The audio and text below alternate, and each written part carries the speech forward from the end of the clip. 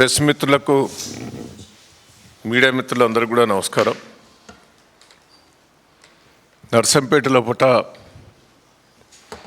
పెద్ది సుదర్శన్ రెడ్డి గారి విగ్రహాన్ని రాత్రి నోటీస్ ఇవ్వకుండా తొలగించడం జరిగింది. దీని వెనుక క్లియర్గా కాంగ్రెస్ పార్టీ హస్తం ఉన్నది. నేను అధికారులను కూడా మీకు ఎన్నిసార్లు చెప్పాం, కలెక్టర్ గారికి, సిపి గారికి, ఆర్డీఓ గారికి కూడా ఆ ల్యాండ్ క్లియర్గా డాక్యుమెంట్స్ తోటి యుక్తంగా ఆ విద్యాసాగర్ అని ఆయన మీద పట్టా ఉన్నది. ఆ ల్యాండ్ ఓనర్ కూడా తీసుకుపోయి కలెక్టర్ గారికి, సిపి గారితో కూడా మాట్లాడిపించాం. కలెక్టర్ గారు, సిపి గారు కూడా డాక్యుమెంట్స్ కరెక్టే ఉన్నదని కూడా ఒప్పుకోవటం జరిగింది. మరి ఓ రోజు గద్దె కూలగొట్టారు, మళ్ళీ విగ్రహం చేశాం. విగ్రహం చేసిన తర్వాత 3-4 రోజులు బట్టి మరి సప్పుడు లేదు, సరి లేదు, దాదాపు 1 వీక్ నుంచి కూడా. మళ్ళీ రాత్రి మా మండల నాయకులను, సర్పంచ్లను, ముఖ్య నాయకులందరినీ కూడా జిల్లా వ్యాప్తంగా కూడా తరలించి పోలీస్ స్టేషన్లో పెట్టారు. పెట్టి రాత్రి విగ్రహాన్ని, గద్దెను గులగొట్టారు. దీని వెనుక నేను ఒకటే అంటున్నా, కాంగ్రెస్ పార్టీ వాళ్ళకు, మీకు సిగ్గు సెర ఉన్నదా?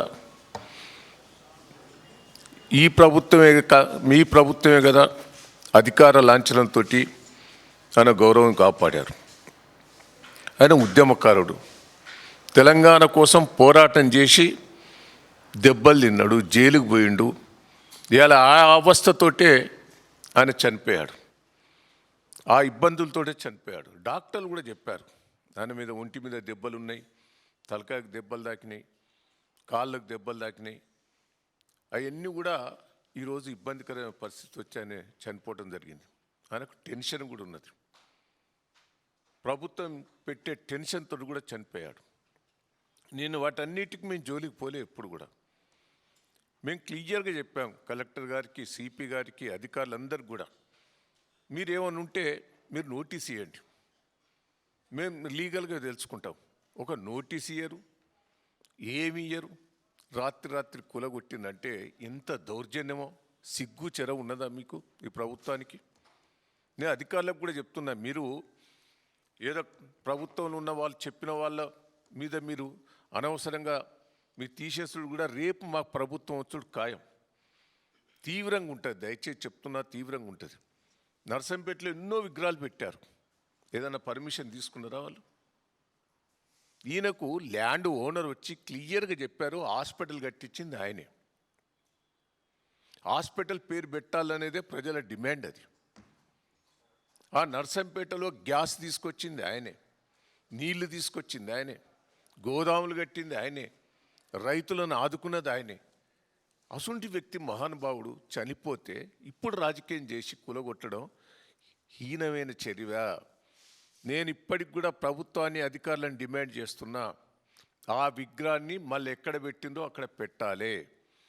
ఆ మెడికల్ కాలేజ్ పేరు పెద్ది సుదర్శన్ రెడ్డి పేరు పెట్టాలి. పెట్టకపోతే తీవ్ర పరిణామాలు ఉంటాయి. అన్ని ఊళ్ళలో విగ్రహాలు పెడతాం మేము. మా కార్యకర్తలను, మా నాయకులందరినీ కూడా మీరు అరెస్ట్ చేసి లోపల పెట్టారు. వాళ్ళందరినీ ఎమ్మడే విడుదల చేయాలి, క్షమాపణ కూడా చెప్పాలి. చెప్పకపోతే వదిలిపెట్టేది లేదు.